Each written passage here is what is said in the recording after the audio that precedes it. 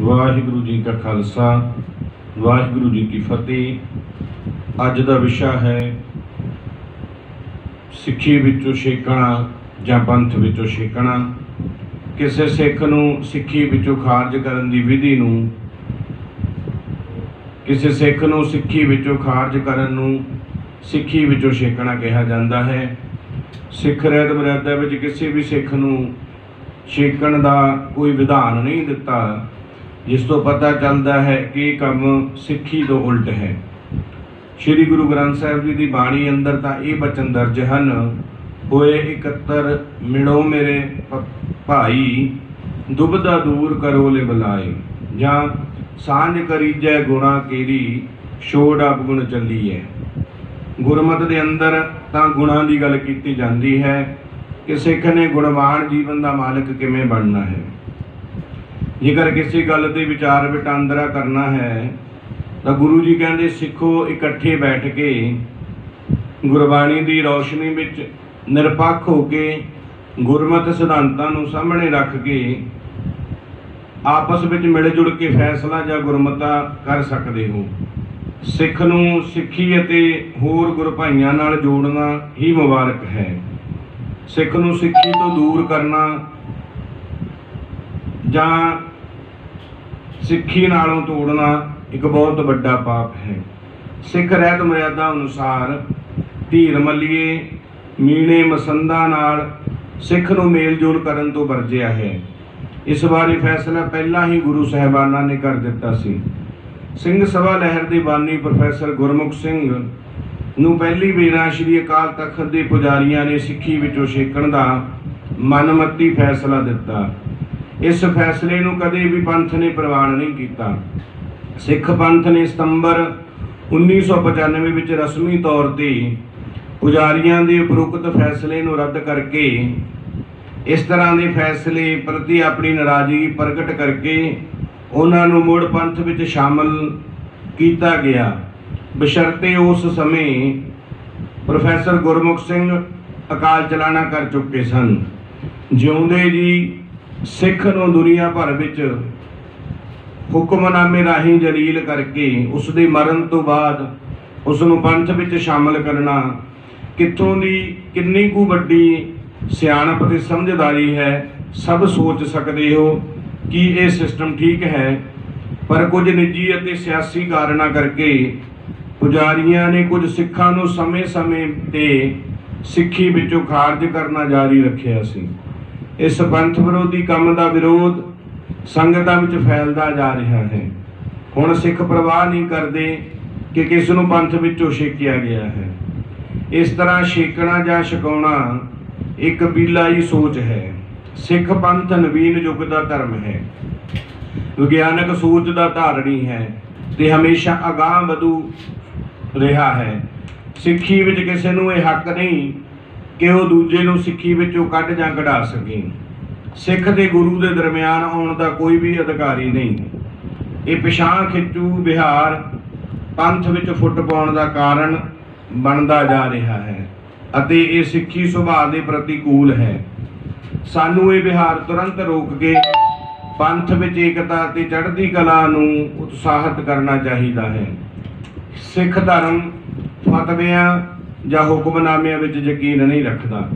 सिक्खी विच प्यार नाल गल ला के किसी नूं भी धर्म नाल जोड़िया जा सकता है। नफरत जां गुस्से नाल किसी नूं जोड़िया नहीं तोड़िया जा सकता है। सिक्खी विच तर्क ते ज्ञान का हमेशा सत्कार हुंदा आया है। आओ आपां थोड़ा श्री अकाल तख्त साहिब के इतिहास बारे जाणीए। श्री दरबार साहिब अमृतसर के सामने मीरी पीरी के मालिक गुरु हरगोबिंद साहिब द्वारा बनाया एक तख्त है, श्री अकाल तख्त साहिब। ये तख्त खालसा पंथ की शान अते प्रभु सत्ता का प्रतीक रहा है। पंजा तख्तां विचों सब तो वध महानता ते प्रभाव रखण वाला श्री अकाल तख्त साहिब सन 1609 ईस्वी नूं होंद विच आया, पर छेती ही श्री दरबार साहिब दे नाल श्री अकाल तख्त भी गुरु घर के विरोधियों के कंट्रोल विच आ गया। गुरु काल दौरान भाव गुरु गोबिंद सिंह जी के ज्योति जोत समाउण तक लगभग कोई भी गुरु इस तख्त उपर नहीं आया।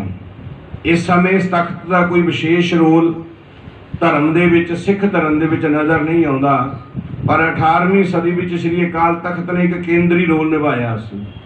सरबत खालसा दे नाम हेठ खालसा जी इत्थे अपने मसलियां बारे फैसले करते सन।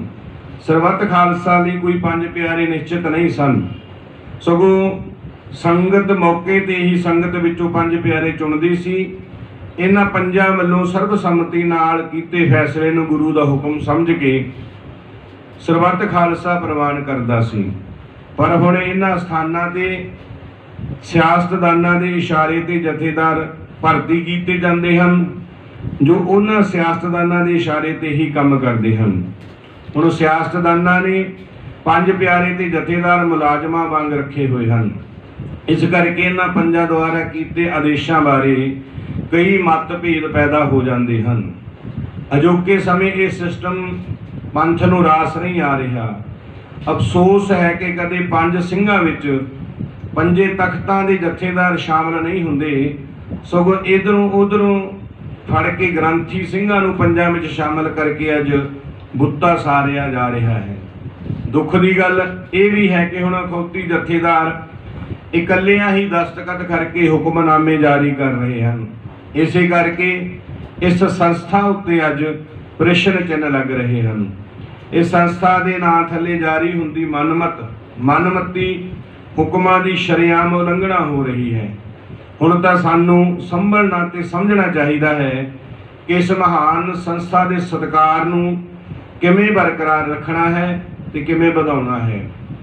गुरु काल समय जेकर किसी गुरु साहब ने हुक्मनामे भेजे सन, वो एक किस्म की जानकारी हुंदी सी। वो हुक्मनामे सिੱਖੀ ਦੇ प्रचार ਅਤੇ प्रसार ਲਈ ਤੇ गुरु नानक लेवा संगतां ਲਈ ਹੁੰਦੇ सन, क्योंकि उस समय अज वर्गे साधन ਜਾਂ तकनीक नहीं हुंदी सी। अजोके जथेदारां ਵੱਲੋਂ हुक्मे ਜਾਂ फतवे हुक्मनामे ਜਾਂ फतवे उन्हां ਲਈ ਜਾਂ उन्हां सिੱਖਾਂ ਨੂੰ बदनाम ਕਰਨ ਲਈ जारी ਕੀਤੇ ਜਾਂਦੇ ਹਨ, जो अज गुरु ग्रंथ साहिब की बाणी के सिद्धांतां दे अजोके युग मुताबक पेशकारी करते हैं। क्योंकि सिख धर्म एक विग्यानक सोच, एक नवे धर्म, एक नवे युग का धर्म अते एक नवा धर्म है। पर साडे इस धर्म के ठेकेदार इस धर्म नूं पुरातन अते रूढ़ीवादी परंपरावां थल्ले दब देना चाहुंदे हन। कि ये जथेदार सिर्फ गुरबख्श सिंह काला अफगाना, प्रोफैसर दर्शन सिंह, सरदार जोगिंदर सिंह बानी स्पोक्समैन अखबार, प्रोफैसर इंदर सिंह घग्गा वर्गे पंथक सोच रखने वाले पंथ सेवकों नूं पंथ विचों खारज करन दे लई हुक्मनामे जारी करन लई बनाए गए हैं। श्रोमणी कमेटी की वोट पाउण लई एक फार्म भरना पैंदा है, जिस विच ये हदायत है कि वोट पाउण वाला दाढ़ी ना कटदा होवे, दाढ़ी ना रंगदा होवे। पर दिल्ली गुरुद्वारा प्रबंधक कमेटी का प्रधान दाढ़ी रंगदा भी है ते बन के भी रखता है। कदे किसी जथेदार ने उसनूं पुछया है। इस तो इलावा वो भाजपा का मैंबर है। दिल्ली कमेटी के होर भी कई मैंबर भाजपा के मैंबर हैं ते कौंसलर भी हैं। कि वो गुरुद्वारा प्रबंधक कमेटी के मैंबर बनने के हकदार हैं। श्री हजूर साहब कमेटी का प्रधान RSS का मैंबर, श्री हजूर साहब कमेटी का प्रधान एक RSS के मैंबर नूं बनाया गया है, जिहड़ा मत्थे ते तिलक लाउंदा है। कदे किसी जथेदार ने कदे उन्हां नूं श्री अकाल तख्त साहब ते बुलाउण की कोशिश की है। श्री पटना साहब का जथेदार 2 औरतां रखी फिरदा है ते उसका लड़का पिछले दिनी आप जी ने मीडिया में देखा होगा नशे करदा फड़िया गया है। कि कदे तख्तां दे जथेदारां ने उन्होंने बुलाउण की कोशिश की है। पिछले दिनी 25 अगस्त दिन मंगलवार नूं श्री अकाल तख्त ते जथेदार साहबान की मीटिंग हुई, जिस विच 2 अहम मुद्दों ते विचार हुई। पहला मुद्दा श्रोमणी गुरुद्वारा प्रबंधक कमेटी के रिकॉर्ड मुताबक 338 स्वरूप जो कि श्री गुरु ग्रंथ साहिब जी के पावन स्वरूप गुम होए सन, उन्हां बारे कोई भी क्लीयर स्टैंड उस मीटिंग दे विच नहीं लिया गया। 4 साल सीओ ने आडिट नहीं की, जिस सीओ नूं गुरु घर की गोलक विचों 1 करोड़ रुपया तनख्वाह दी गई। ये नहीं दसिया कि 4 साल किस सियासी धिर दे दबाव हेठ रिपोर्ट दबी गई है। सगों बली का बकरा श्रोमणी कमेटी के अधिकारी ते मुलाजम बना दिते गए। दूसरा फैसला, दूसरी विचार इस गल ते हुई, सिख पंथ के महान ते उगे प्रचारक भाई रणजीत सिंह जी ढडरियां वालियां दे प्रचार ते रोक लगा दी गई। सगों उन्हां दीयां वीडियो भी शेयर करन ते सुनन ते पाबंदी लगा दी गई। उस दे समागमां ते पूर्ण पाबंदी लगा दी गई। ये 2 फैसले सुन के मन नूं बड़ा दुख लगा। पहली गल कि गुरु जी दे 338 स्वरूप गुम हन। मन बड़ा बेचैन होया कि SGPC दे प्रधान SGPC की पूर्ण जिम्मेवारी बनती है पावन स्वरूपों की सेवा संभाल ते देख रेख किवें कर सकती है। पावन स्वरूपों की सेवा संभाल ते देख रेख करनी, पर समझ नहीं आती कि गुरुद्वारा प्रबंधक कमेटी एडी वड्डी लापरवाही किवें कर सकती है, जिस विच 338 स्वरूप उन्हां दे प्रबंध दे हेठों उन्हां दे हेठों गुम हो जाते हैं। पर सब जानते हैं कि राजनीतिक लोगों के इशारियां ते साडे धार्मिक आगू चल रहे हैं, जबकि गुरु साहब के पावन स्वरूपों का बेरवा बिल्कुल साफ होना चाहिए है। पर अजे भी असल चेहरे सामने नहीं लियाते जा रहे, सगों कमेटी के अधिकारियों नूं बेवजह परेशान ते तंग किया जा रहा है। श्री अकाल तख्त के जथेदार ते श्रोमणी गुरुद्वारा प्रबंधक कमेटी के प्रधान नूं ये गल याद रखनी चाहिए है कि पिछले 4-5 सालों तो बरगाड़ी दे विच एक स्वरूप गुम होया सी। उस तो बाद किवें शैतान लोकां वल्लों धड़ाधड़ गुरु ग्रंथ साहिब जी की बेअदबी की गई, किवें पंजाब के माहौल नूं लांबू लाउण दी कोशिश की गई, ते उस स्वरूप बारे अज तक कौम नूं कोई इंसाफ नहीं मिलिया। दूजा मसला, ढडरियां वाले एक तत्त गुरमत के प्रचारक हैं। गुरबाणी के वो विषयां नूं बड़ी बेबाकी अते स्पष्टता नाल चुक्या है उन्होंने, जिन्हां बारे कोई सिख प्रचारक कोई विद्वान अज बोलण लई राजी नहीं। जिवें मास का विषा, सिख धर्म के अंदर मास खाना जायज़ है या नजायज़ है, जां साडीआं धार्मिक पुस्तकां विच गुरु साहिब का कीता अपमान, साडीआं कमजोरियां का विषा, साडे धर्म विच आई गिरावट का विषा आदि अनेका होर ऐसे विषय हैं जिन्होंने उन्होंने बड़ी बेबाकी दे नाल सिख संगतां सामने विचारिया, जिन्हां बारे संगतां दे मन विचों भुलेखे सन हुण दूर हो गए। कोई ये भी दसे कि भाई रणजीत सिंह ढडरियां वाले दे प्रचार विच की गल्लां गलत हन। 5 मैंबरी कमेटी उन्हां दे इतिहास की रिपोर्ट नूं तैयार करन लई पिछले समय जथेदार वल्लों बनाई गई, पर उस विच यही कहा गया कि उन्हां दे प्रचार विच कुछ खामियां सन, पर वो खामियां नूं मीडिया दे विच जनतक करना चाहिए, नशर करना चाहिए है, ताकि संगतां नूं भी पता लगे कि ढडरियां वालियां दा गलत प्रचार बारे की उन्होंने गलत प्रचार किया है।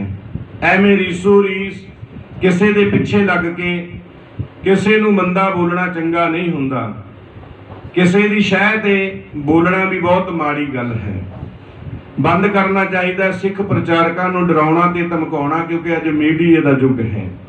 ये सारा नाटक, सारा सिस्टम RSS चला रही है।